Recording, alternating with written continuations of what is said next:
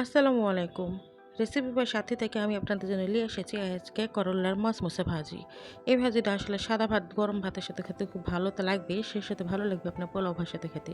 খুবই ভালো লাগে। একটু দিতে হবে না। আমি যেভাবে করছি সেভাবে যদি একটু ফলো করে করেন রান্নাটা একটু দিতে হবে না। আমি হাত দিয়ে কীভাবে ভাঙছি দেখেন মচমচ করে শব্দ হয়েছে। শব্দ শুনে আপনারা বুঝতে পারছেন নিশ্চয়ই যে কতখানি মচমচে এটা। তাহলে চলেন দেখে নিই কীভাবে করতে হবে। আসলে করলা নিয়ে এইভাবে বটি দিয়ে আমি পাতলা পাতলা করে কেটে নিয়েছি গোল গোল করে। আপনার ইচ্ছা করে চাকু দিয়ে কাটতে পারেন।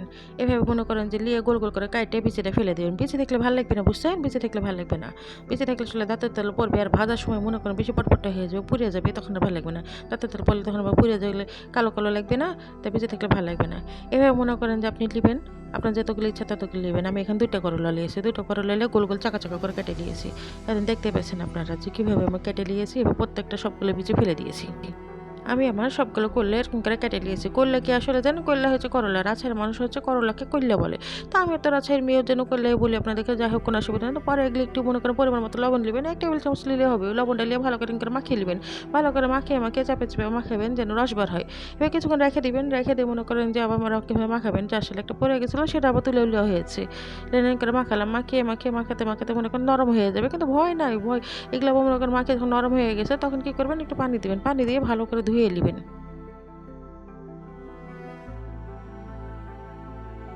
এখন আমি আমার কলটা ছেড়ে নিয়েছি, ছেড়ে নিয়ে খুব ভালো করে করলে গেলে ধুয়ে নেব। করলে গেলে মনে করেন যে কয়েকবার ধুবো। সবুজ যে কষটা আছে সে কষটা বাড়িয়ে যাবে, তাহলে যত সবুজ বাড়াবে তত মনে করেন তিতটা বাড়িয়ে যাবে।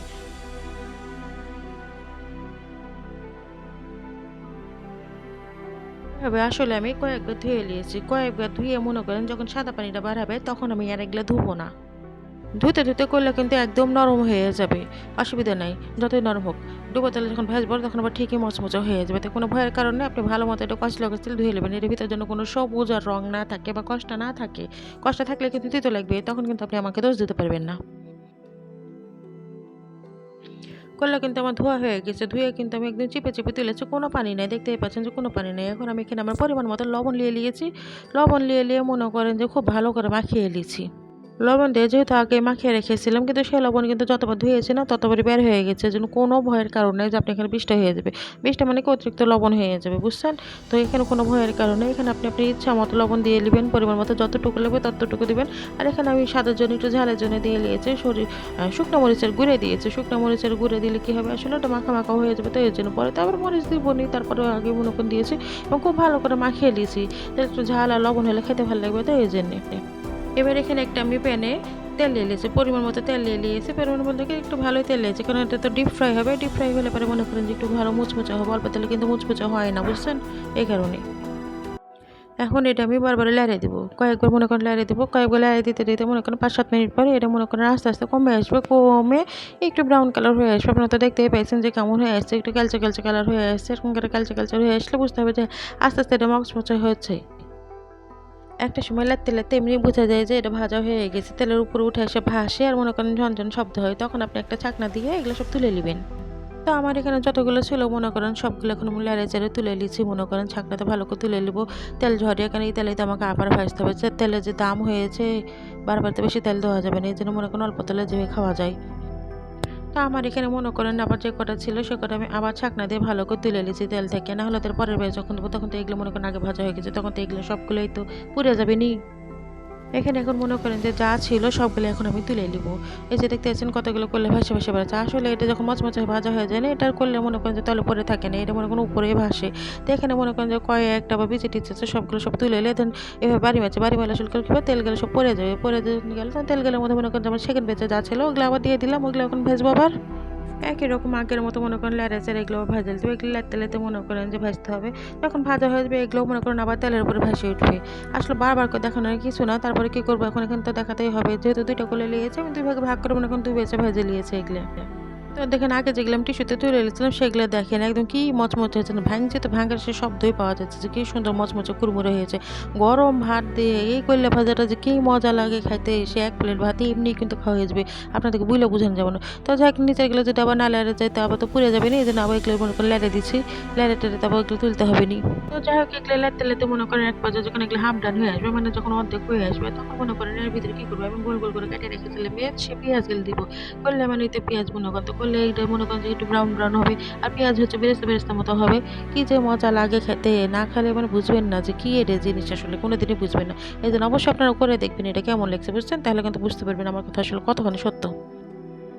তো যাই হোক, এগুলো মনে করেন আমি কয়েকবার লাড়বো, উল্টাবো কয়েকবার করে লাড়িয়ে দেবো। এভাবে লাড়িয়ে ছেড়ে মনে করেন যে আগের মতো এগুলো হয়ে আসবে। হয়ে গেলে পেঁয়াজগুলো যখন ব্রাউন ব্রাউন হয়ে যাবে, মানে লালচে লালটা হয়ে যাবে, কয়লাগুলো লালচে লালটা হয়ে যাবে, আবারও মনে করেন যে চামচের সাথে ঝনঝন করে শব্দ হবে, তখন আমি এগুলো বুঝতে পারবো যে হয়ে গেছে। যখন এগুলো আবার হয়ে যাবে তখন মনে করেন যে আবার এগুলো কী করবো, আগের মতো মনে করেন যে তুলে নেবো। তো আসলে এখন এখানে ভিডিওতে দেখে বুঝতেছেন যে আসলে এগুলো আমার হয়ে গিয়েছে। তো এখন আমি এগুলো ছাকনা দিয়ে মনে করেন যে তুলে নিয়েছি, তেলটা ঝরিয়ে তুলে নিব। তেলটা ঝরিয়ে তুলে নিব, সে তেলে মেলাতে বাবা, বেশি তেল খাওয়া যাবে না, যা খেয়েছি। এভাবে মনে করেন যে চামচের ভিতরে আমি সবগুলো তুলে নেবো। চামচের ভিতরে তুলে নিয়ে একবার ছুঁয়ে গেলো, তো একবার তো চামচ আর আটলো না, তো কী করবো, পরের বার আবার নিলাম, মনে করেন পরের বার আরেকবার নিয়ে যা আছে মুছে তুলে নেবো আমি। তো মনে করেন যে এইভাবে সবগুলো যা ছিল সবগুলো মনে করেন যে ছাকনার মধ্যে তুলে নিলাম। যেভাবে বাড়ি দিলে কীভাবে তেলগুলো, যেগুলো হালকা তেল ছিল সেগুলো পড়ে যাবে। তো এখন আমি কয়েকটা শুকনো মরিচ দিয়েছি, শুকনো মরিচগুলো কেচে দিয়ে কেটে দিচ্ছি। শুকনো মরিচ মনে করেন একটু পোড়া পোড়া হয়ে ভাজা ভাজা হবে, একটু গন্ধটা ভালো লাগবে। আসলে শুকনো মরিচের কাজ এখানে কিছুই নয়, একটু ভাজাভুজির মধ্যে দিলে এবারে ভালো লাগে, মনে করেন ভাতের মধ্যে একটু ডলে নেবেন, ভালো লাগবে খেতে। এই কারণে শুকনো মরিচ দিতে, তো শুকনো মরিচ দিয়ে গরম তেল ওই তেলের মধ্যেই দিয়েছি। ওই তেলের মধ্যে দিয়ে মনে করেন যে চামচ একটু ভালো করে নেড়ে চেড়ে নিয়েছি। ভালো করে নেড়ে চেড়ে এগুলো একটু রঙ আসবে, যখন কালটা হয়ে যাবে তখন মনে করেন যে এগুলো আবার ছাকনা দিয়ে তুলে নিব।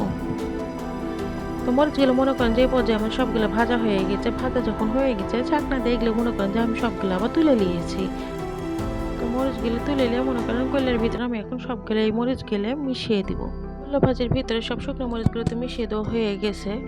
আমার এখানে কল্লা ভাজি সব পুরোপুরি রেডি হয়ে গেছে। এখন ভাত দিয়ে এটা ইজিলি খাওয়া যাবে। তবে অবশ্যই আপনাদের যদি আমার ভিডিওটা দেখে অবশ্যই যদি ভালো লেগে থাকে, তাহলে অবশ্যই আপনারা একটা লাইক, কমেন্ট, শেয়ার এবং অবশ্যই আমার চ্যানেলটি সাবস্ক্রাইব করতে ভুলবেন না। ধন্যবাদ, সবাই ভালো থাকবেন। আল্লাহ হাফেজ। আসসালামু আলাইকুম।